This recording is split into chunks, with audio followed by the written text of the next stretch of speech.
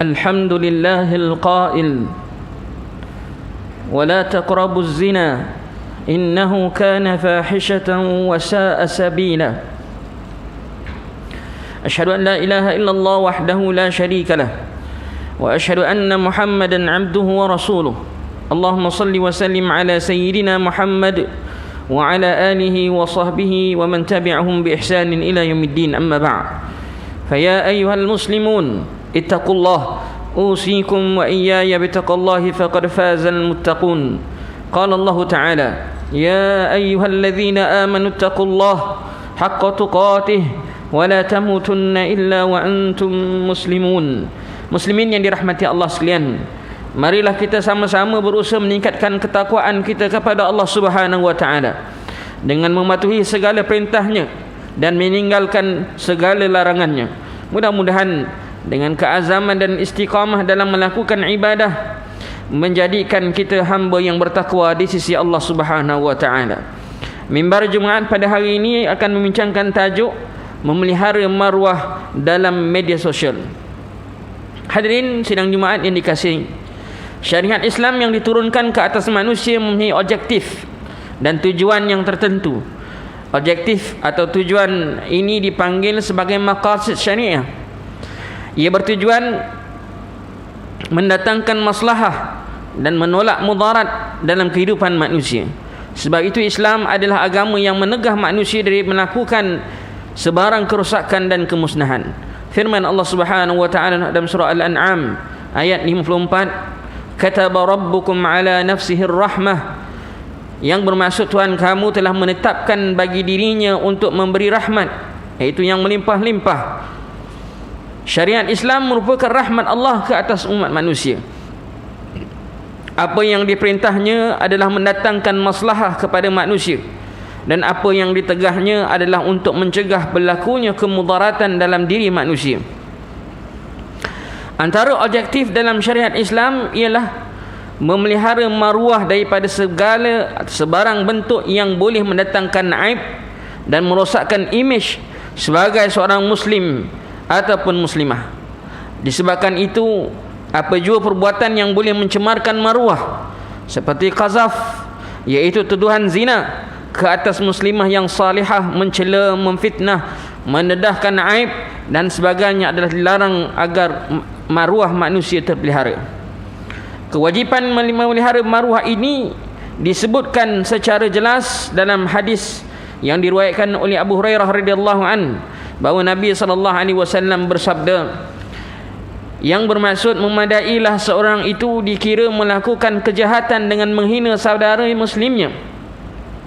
Setiap muslim ke atas muslim yang lain adalah haram, iaitu darahnya, hartanya dan maruahnya. Hadis riwayat Muslim.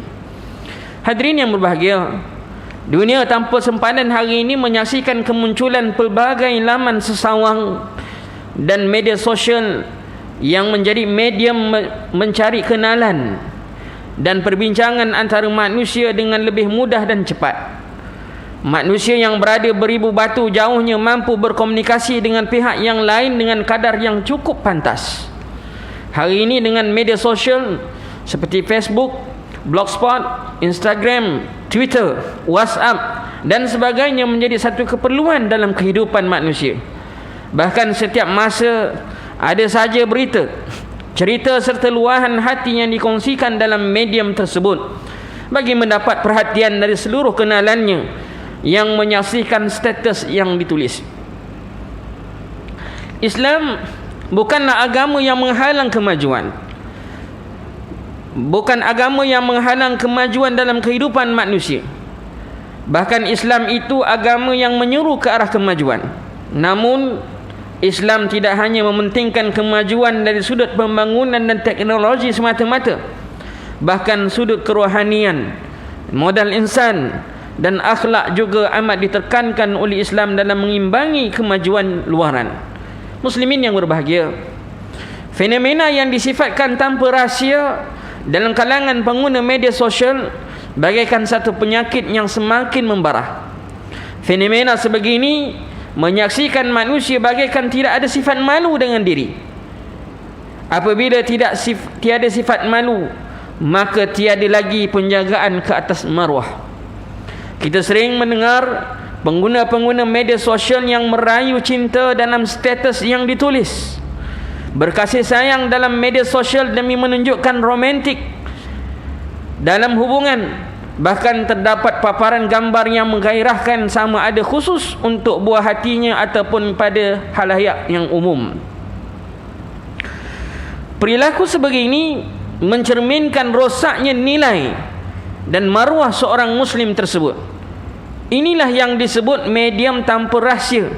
Apabila segala perkara termasuk isu yang sulit turut dijadikan status bagi mendapatkan jumlah like yang tinggi.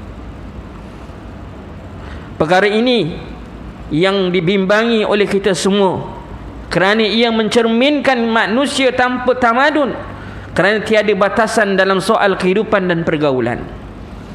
Benarlah bahawa sabda Rasulullah sallallahu alaihi wasallam dalam hadis yang diriwayatkan oleh Abu Mas'ud radhiyallahu an, inna mimma adraka an-nas min al-kalam an-nubuwwah al-ula idza lam tastahi fasna' ma syi't.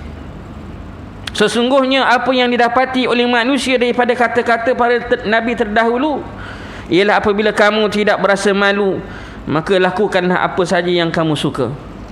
Hadis riwayat Bukhari. Maka kita dapat lihat bagaimana manusia yang hidup tanpa ada wujud perasaan malu di dalam dirinya seakan-akan mengembalikan manusia hidup tanpa ada tamadun. Bahkan tamadun yang berasaskan kemajuan semata-mata tanpa pembangunan modal insan adalah tamadun jahiliyah. Akibat perasaan malu yang sudah terhakis dalam diri seseorang, kita dapat lihat bagaimana pasangan kekasih saling menghemburkan cumbuan, menerusi kata-kata yang merangsang, dan tidak kurang juga medium sosial menjadi medium manusia saling mencaci dan melemparkan fitnah antara satu sama lain, serta membuka aib saudaranya sendiri demi menjatuhkan maruah orang yang tidak disukai. Sedangkan secara jelas Allah menyuruh agar menutup aib saudara kita di khalayak ramai. Abu Hurairah radhiyallahu anhu meriwayatkan bahawa Nabi sallallahu alaihi wasallam bersabda, "Wa man satara musliman satarahu Allahu fid dunya wal akhirah." Dan sesiapa yang menutup aib saudaranya yang muslim, maka Allah akan menutup aibnya di dunia dan juga di akhirat. Menjadi kewajipan ke atas muslim memelihara maruah dirinya dan saudaranya yang lain, sama ada muslim ataupun bukan. Membuka aib seorang akan menyebabkan permusuhan dan perbalahan dalam kalangan manusia, bahkan boleh menimbulkan fitnah. Laman sesawang dan media sosial sepatutnya dijadikan medium dakwah dan menambahkan ilmu serta pengetahuan dalam konteks jalinan hubungan persaudaraan dan kenalannya. Berjayanya pihak musuh apabila menjadikan umat Islam terus hanyut dengan kemodenan dunia hingga hilangnya keimanan dan ketakwaan. Hadirin sekalian, beberapa perkara yang mesti diperhatikan dalam soal memelihara maruah dalam media sosial ialah: yang pertama, wajib menutup aurat dengan sempurna dan tidak mendedahkan aurat di khalayak ramai. Yang kedua, jaga pertuturan dan bahasa dalam menulis status. Jangan sampai membuka aib, menimbul fitnah, menghina dan menjurus ke arah zina. Yang ketiga, jadikanlah media sosial sebagai medium berdakwah, menambah ilmu pengetahuan serta menjalankan hubungan silaturahim sesama umat Islam. A'udzubillahi minasyaitonir rajim. Innal ladzina yuhibbuna an tashi'al fahishatu fil ladzina amanu lahum azabun alimun fid dunya wal akhirah wallahu ya'lamu wa antum la ta'lamun.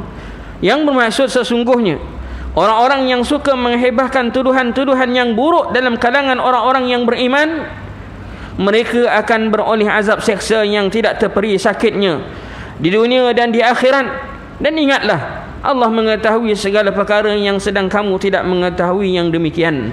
Surah An-Nur ayat 19.